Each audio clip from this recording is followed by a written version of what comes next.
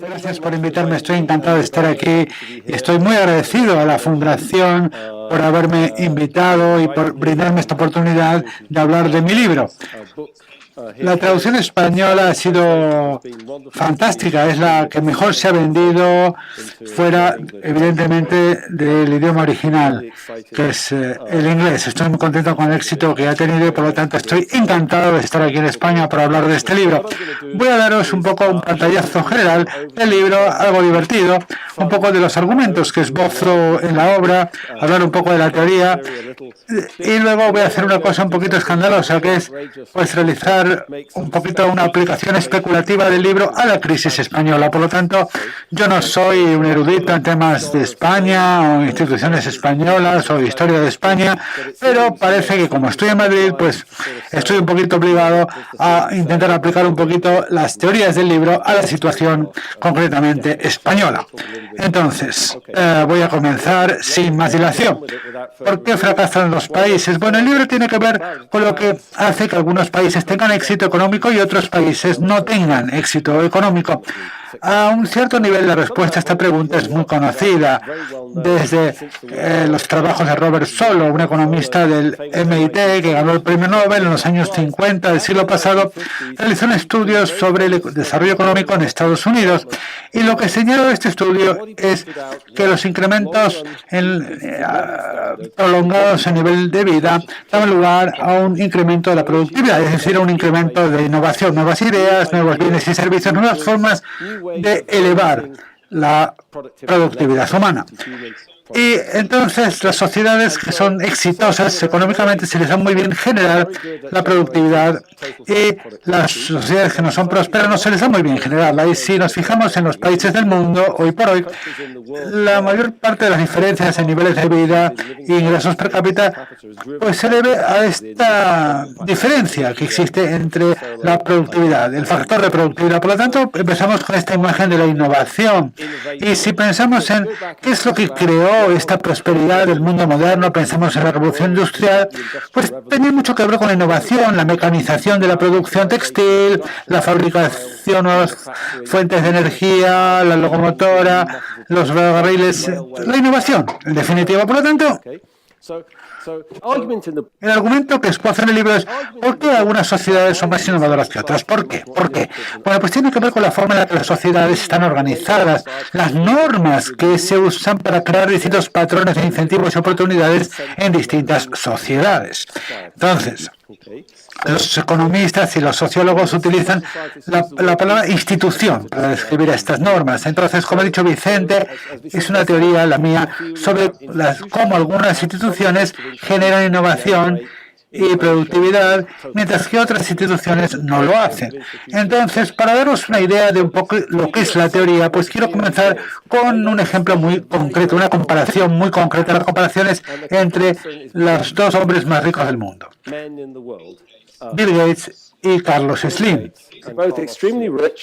Son hombres muy ricos, muy talentosos, gente con mucha energía, pero ¿cómo han ganado el dinero?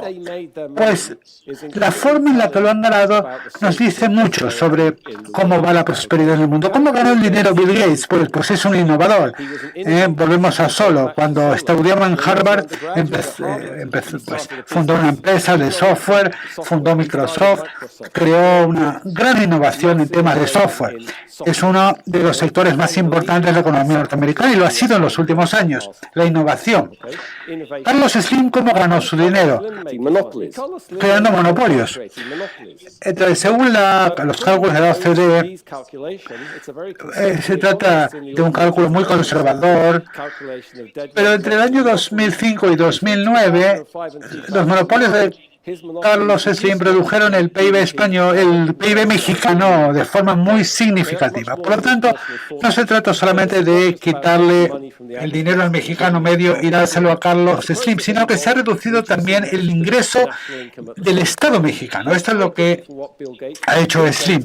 Pero Bill Gates hizo lo contrario, es decir, ha creado muchas externalidades en la economía, ha creado mucha más riqueza para el conjunto de la sociedad que para sí mismo. Entonces, dos formas muy distintas de ganar dinero. La de Bill Gates y la de Carlos Slim, con consecuencias muy distintas para la sociedad. En el caso de Gates, innovación, crear riqueza no solo para sí mismo, sino para los demás, sacar el talento de la gente y colocarlo en la sociedad. Mientras en el caso de Slim es lo contrario, barreras, bloquear oportunidades, excluir a la gente, etcétera. Dos situaciones muy diferentes con consecuencias muy distintas. Ahora, podrían pensar ustedes, bueno, muy bien, pero ¿cuál es la hipótesis? ¿No podría ser que Bill Gates era un tío bueno y Carlos Slim un tío malo? Pues no, no es eso. Cuando Bill Gates quería o podía, también intentó crear monopolios. Todo el mundo le gustan los monopolios. A los académicos también nos gustan los monopolios intelectuales y Bill Gates también le gustan los monopolios. Aquí lo tenemos. ¿Qué hace aquí?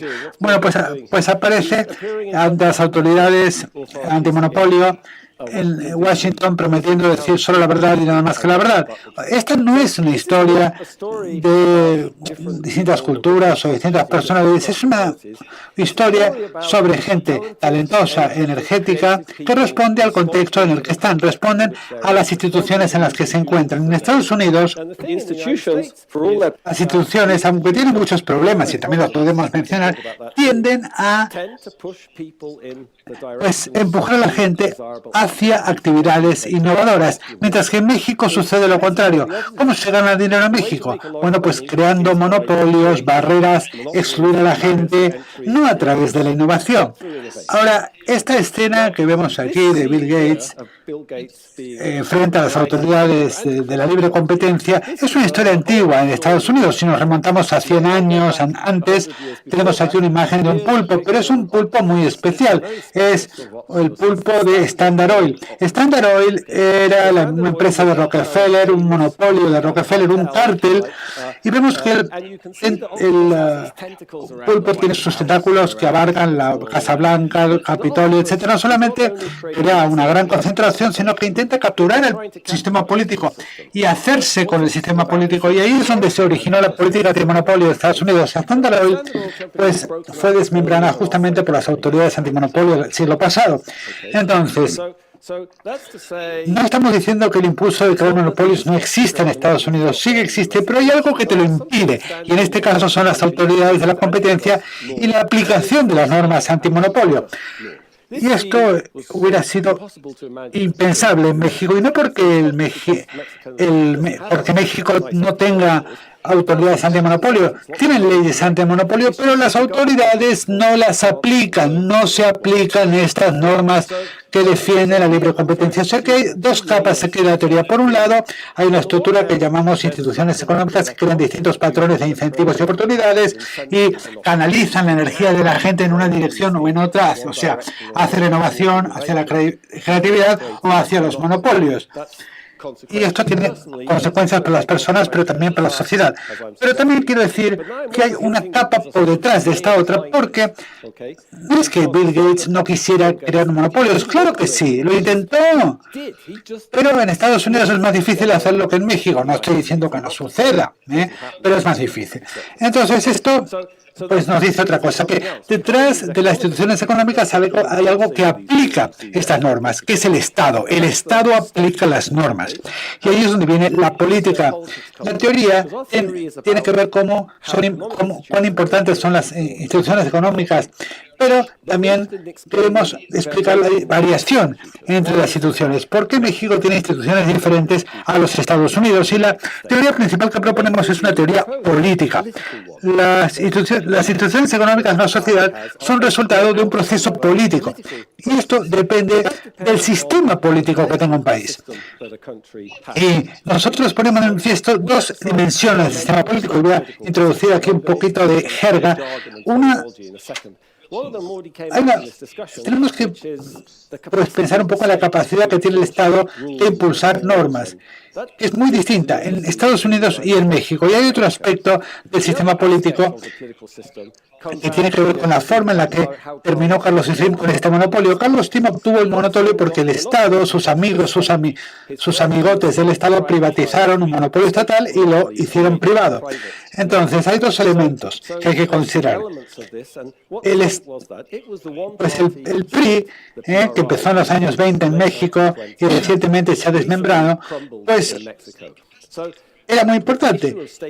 Y eso que permitió que Carlos Slim tuviese sus monopolios. Y hay otra cosa importante del sistema político, la distribución del poder y la naturaleza de la rendición de cuentas dentro de la sociedad. Y esto lo intentamos resumir diciendo, y vamos a introducir una terminología.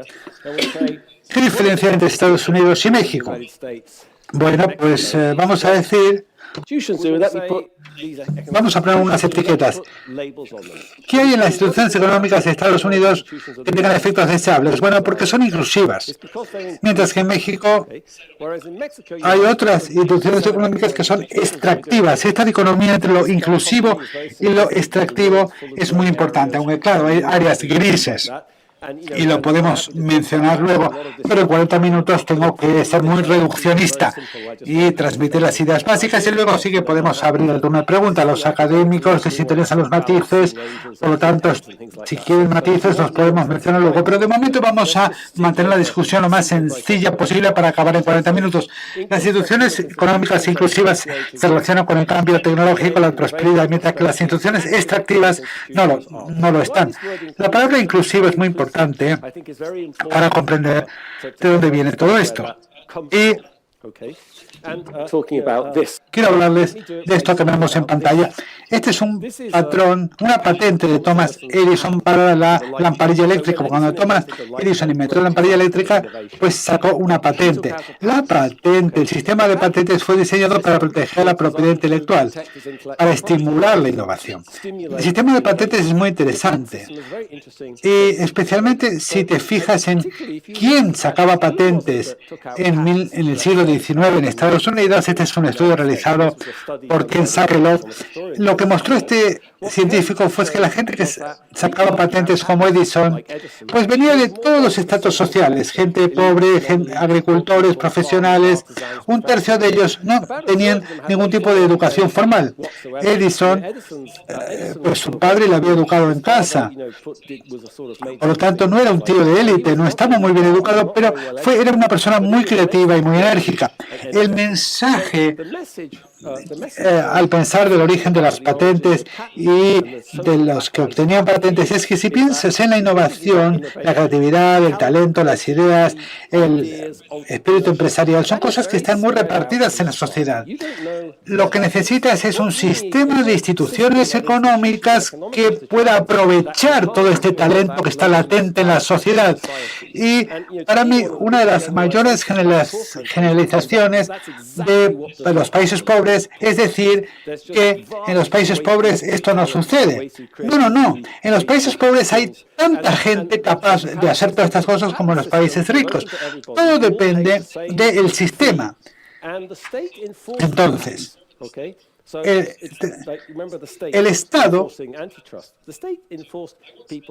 también tiene un papel muy importante. Yo dediqué una semana a estudiar un archivo en una librería, en una biblioteca en Birmingham, y una cosa que me sorprendió leyendo eran unas cartas de unas personas que sacaban patentes. Era que estas personas, estos inventores, estaban obsesionados con sus patentes. Los patentes cumplían un papel muy importante. Es un ejemplo muy bueno de lo que es una institución económica inclusiva.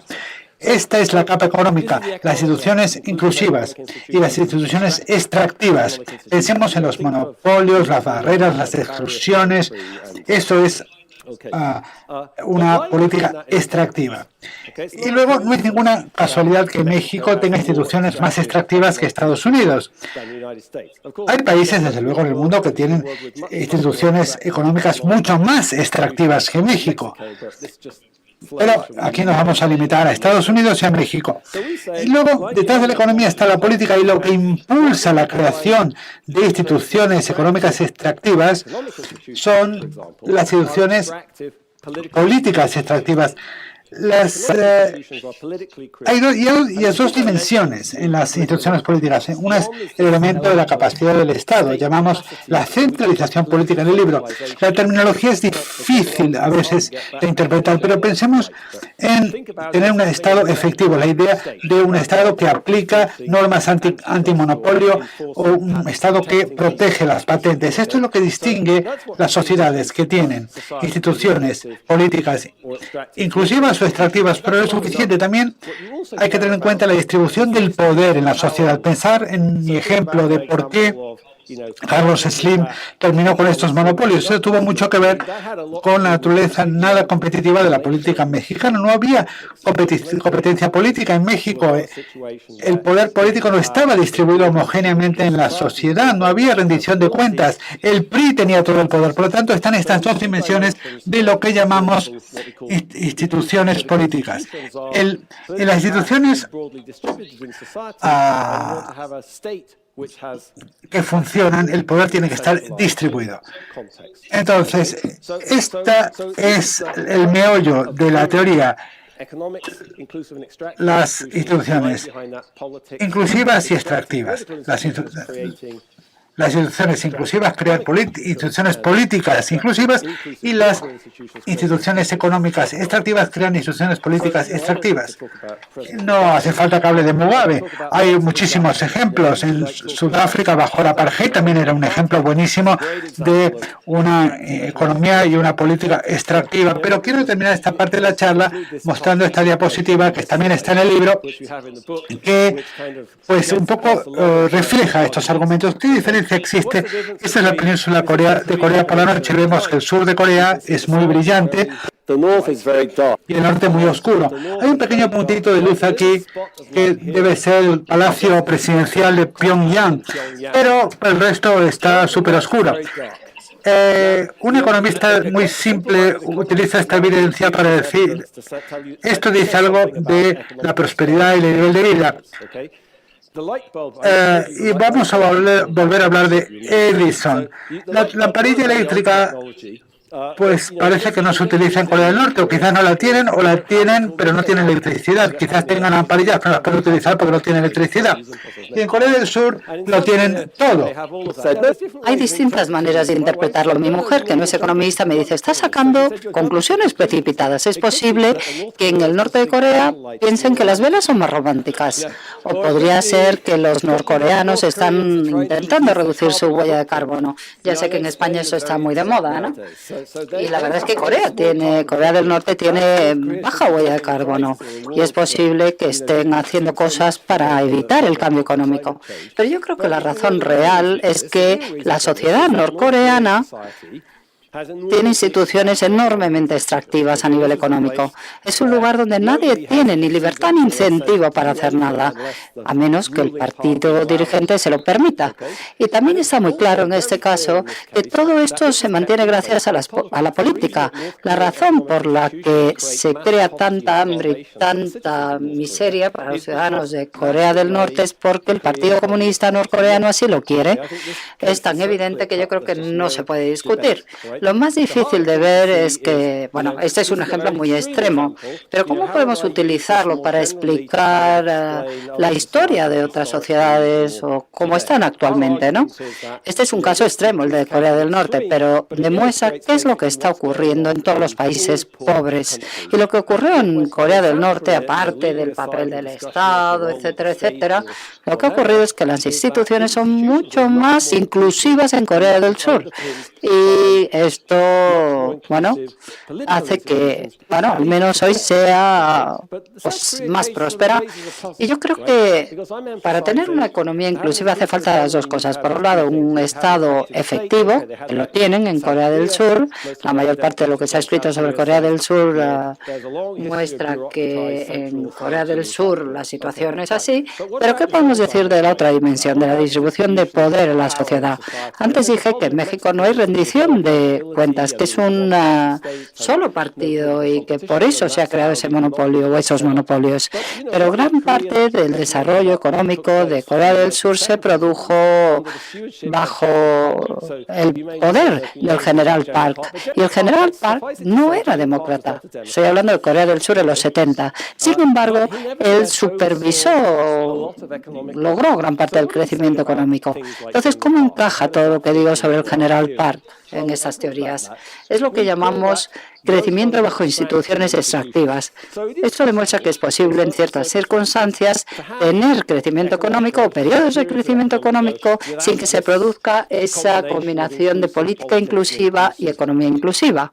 Al menos si tienes parte de las instituciones que sean políticamente inclusivas, si tienes algo de capacidad estatal, si las condiciones se prestan, puedes promover el desarrollo económico. Y el general Park decidió, por la razón que fuera, que quería promover el desarrollo económico con la ayuda del Estado y lo logró.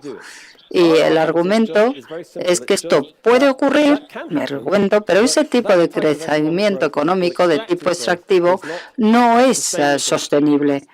Por lo tanto, la única razón por la que al final fue sostenible en Corea del Sur fue porque después de que fuera asesinado el general Park y los militares se dieran el poder, llegó un sistema político mucho más inclusivo e incluyente en Corea del Sur, ¿no? Y luego hablaré de otros ejemplos, pero bueno, esto lo solemos ilustrar con muchos ejemplos de la historia de crecimiento económico extractivo que pudiera parecer muy impresionante en su momento, pero que luego resultó ser algo transitorio, como es el ejemplo de la Unión Soviética. China encaja muy bien con este ejemplo de crecimiento extractivo. ¿Cómo logró tener tanto éxito China en los últimos 30, 40 años? Bueno, en los años 70 China era un país muy retrasado económica y tecnológicamente hablando, pero a partir del año 78 empezaron a cambiar las instituciones de gobierno y las convirtieron en más incluyentes, por ejemplo, por la agricultura, la responsabilidad de la familia, etcétera. Todo esto creó oportunidades y hizo que aumentara muchísimo la productividad. Pero luego esto se trasladó al sector manufacturero en los años 80. Lo que decimos en el caso de China es que las instituciones económicas avanzaron en una dirección más incluyente, lo cual generó más crecimiento económico, pero eso no se puede sostener, no se puede mantener sin un sistema político inclusivo e incluyente. Tú no puedes tener una sociedad próspera solamente bajo las directrices del Partido Comunista Chino. Por lo tanto, cuando hablamos de la historia económica, bueno, el poder económico cuando se concentra, eso al final se hace a expensas de la economía. Si puedo resumir este diagrama, todo el libro lo he resumido en esta matriz. Bueno, pues si resumiéramos todo el libro en esta matriz, esta sería la matriz. Aquí vemos los países prósperos que estarían en esta parte de la matriz, con instituciones inclusivas tanto a nivel económico como políticas. Los países más pobres están aquí en esta parte de la matriz. Vemos que las instituciones económicas son extractivas y lo mismo las políticas. China está aquí, desplazada de la diagonal. Vemos que tiene unas instituciones económicas mucho más inclusivas e incluyentes, pero aún así sigue teniendo instituciones políticas extractivas. Y en el libro decimos que estos sistemas son inestables. Si te mantienes aquí, hay mucha estabilidad en el sistema, como han descubierto los ciudadanos de Corea del Norte. O te puedes mantener aquí. También hay mucha estabilidad en esta parte de la matriz. Pero en las otras celdas hay muchas incompatibilidades y mucha inestabilidad. Me voy a saltar algunas diapositivas y voy a hablar de otra cosa antes de quedarme sin tiempo. Vamos a hablar un poco de España. ¿Cómo se aplicaría esta teoría al caso de España? Pensé que podía resumir el dilema español con un par de imágenes. Mis asesores siempre han dicho, bueno, una imagen vale más que 1000 agresiones o 1000 palabras. Bueno, pues esto lo he encontrado en Internet, me parece bastante divertido. Son fotos de la crisis de la banca, aquí vemos que dicen capitalismo asesino. Lo ha dicho alguien que está sacando dinero, o quizá no. No sé si estaba intentando sacar dinero del cajero, si lo logró o no, pero bueno. ¿Cómo se podría entender el problema de España desde nuestra perspectiva? Bueno, en primer lugar, pensando en esa dicotomía, yo diría que nuestra teoría no pretende explicar por qué el PIB per cápita en España es inferior al de Francia o superior al de Portugal. No. Desde nuestro punto de vista, España es una sociedad con mucho éxito en términos políticos y económicos, con unas instituciones económicas relativamente inclusivas y políticas también, y realmente lo que intentamos es ver la diferencia entre Corea del Norte y del Sur, Sudáfrica y el norte de África, Sudamérica y el norte de América. Evidentemente hay muchos casos de éxito como el de España, Francia, etcétera. Así que lo primero que diré, vaya por delante, es que nuestra teoría realmente no se ha calibrado para explicar lo que ocurre o lo que ha ocurrido en España. Sin embargo, puedo decir que también está claro, y podríamos hablar de la historia de España y de lo que quieran, de la historia económica de España, como el profesor Prados ha documentado en muchos estudios. Bueno, podemos decir que España ha podido aprovechar muchas de estas dinámicas institucionales, creando muchísima prosperidad de la que ha gozado Europa Occidental en los últimos 100 o 200 años. Pero también está claro que ha habido muchos problemas económicos en España en los últimos 7 u 8 años. Un aumento del paro enorme, una caída en el nivel de vida, gente que se ha visto desahuciada de sus casas, un nivel de paro enorme. ¿Qué es lo que está ocurriendo? ¿Podríamos pensarlo desde el punto de vista de nuestra teoría? ¿Qué podríamos hacer si aplicáramos nuestra teoría para explicar lo que ha ocurrido en España? Yo diría que hay que planteárselo de la siguiente manera. Incluso dentro de un mismo país, con éxito básicamente, sigue habiendo un cierto elemento de instituciones extractivas, ¿no? Y lo mismo ocurre en Estados Unidos. Si yo salgo de mi despacho de Chicago y me voy al lugar equivocado de la calle, en 3 manzanas me encuentro con un gueto. O sea que hay muchas instituciones extractivas que siguen existiendo en Estados Unidos. Y eso es cierto para mi país, pero también para España. Mi lectura de estas pruebas es que hay mucho consenso con respecto a qué es lo que ha causado la crisis económica en España. Mucho nivel de consenso. Una explicación podría ser la burbuja financiera, la burbuja inmobiliaria, la burbuja de la vivienda, de la construcción, que estalló. Ese estallido de la burbuja ha creado crisis y mucho desempleo. Al final, todos los recursos y todas las personas que estaban en el sector de la construcción se vieron afectadas y no fue fácil volverles a emplear en la economía. Esto ha creado muchos problemas de transición para hacer esa transición de un sector a otro, ¿no? Y ese aspecto es un aspecto muy conocido. Pero ¿qué es lo que ha creado ese boom insostenible con ese estallido de la burbuja y de esta crisis? Bueno, hay cosas que se parecen en todas partes del mundo. Da igual que comparemos España con Irlanda, con Estados Unidos. El sector financiero innova. Es como decía Schumpeter, la innovación lleva apareada la inestabilidad y eso forma parte de la historia. La gente crea instrumentos financieros cuyas consecuencias no conocen. Y cuando algo se produce, pues hay una crisis, hay una recesión, y si analizamos los últimos 200 años en cualquier país, veremos que ha habido grandes crisis, grandes recesiones en los años 70, en los 30, en los 1880, etcétera. O sea que este tipo de relato de la historia schumpeteriano es plausible aquí también. Pero lo que también es cierto, al menos desde mi punto de vista, es que todo esto se ha visto alimentado por algo que está más relacionado con las instituciones políticas extractivas. Ese tipo de nexo que hay entre la política, las empresas de construcción y las instituciones financieras y las cajas de ahorro, ¿no? El hecho de que ha habido mucha interferencia, mucha injerencia política en cuanto a la asignación de recursos económicos entre la construcción y las instituciones financieras. Esto es algo que podríamos describir no como instituciones extractivas totalmente así, ¿no?, como en Sierra Leona, pero con una carencia de inclusión a nivel político. Y todo eso está relacionado con lo que decimos en el libro sobre la democracia. En el libro recalcamos que, bueno, el hecho de tener una democracia electoral no es suficiente para tener instituciones políticas o económicas inclusivas. Pueden generar, de hecho, mucha falta de rendición de cuentas y mucho clientelismo. Y cuando hablo de este nexo entre política, empresas constructoras y el sector financiero, en realidad estoy hablando de un fallo en la calidad de la democracia española, una falta de rendición de cuentas. No ha habido suficiente disciplina, no ha habido suficiente transparencia, la gente no sabía qué estaba ocurriendo.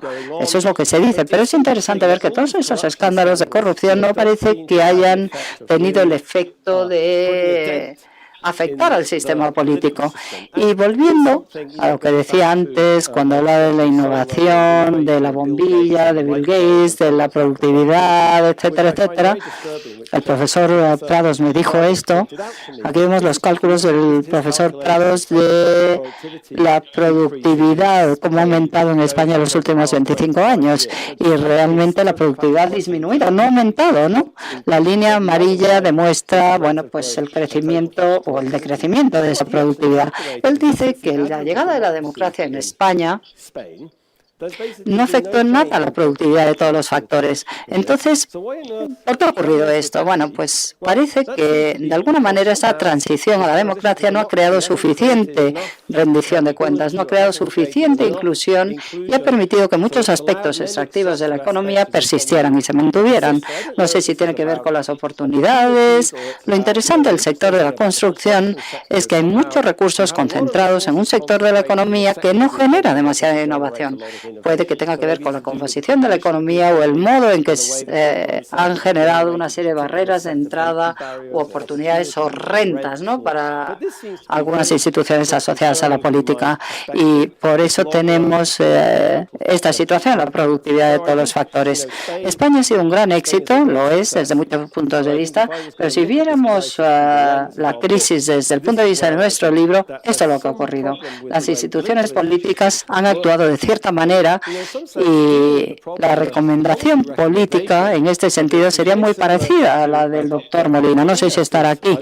He estado con él durante el almuerzo, pero su análisis de lo que ha fallado en España concuerda mucho con esto. Él dice que la solución a este problema sería reformar las instituciones políticas. Y eso es lo que decimos en nuestro libro. Los problemas económicos son problemas políticos. Lo que hace falta es reformar las instituciones políticas. El doctor Molina tiene una idea muy clara de las instituciones electorales. No estoy seguro de comprender cómo funcionan las cosas en España como para decir si es una buena idea o no, pero parece que lo que hay que hacer es que, bueno, centrarse en el problema aproximado, conseguir que los políticos dejen de nombrar libremente al Consejo de Dirección de los bancos, etcétera. Pero este es un problema fundamental, es un problema político y hay que abordar el problema político intentando pensar en reformar las instituciones políticas. Y yo me pregunto si eso se está haciendo en España o no. Yo sé que hay nuevas fuerzas políticas, nuevos partidos que han surgido y es lo que cabía esperar y además me parece que es algo muy sano. Pero desde nuestro punto de vista, desde el punto de vista del libro, gran parte del debate político versa sobre cosas equivocadas. Se habla de austeridad, lo cual es horrible, se echa la culpa a los alemanes por obligar a la austeridad, pero el problema no es ese, no. El problema está aquí, en las instituciones políticas españolas. Eso es lo que nosotros pensamos y en parte es lo que he leído, ¿no?, de algunos autores españoles y que sugiere que tiene sentido. Estoy hablando de algo muy especulativo y lo digo con miedo, pero sería la manera de aplicar la teoría a este contexto. Debería ir terminando para que podáis hacerme preguntas ahora. Muchísimas gracias.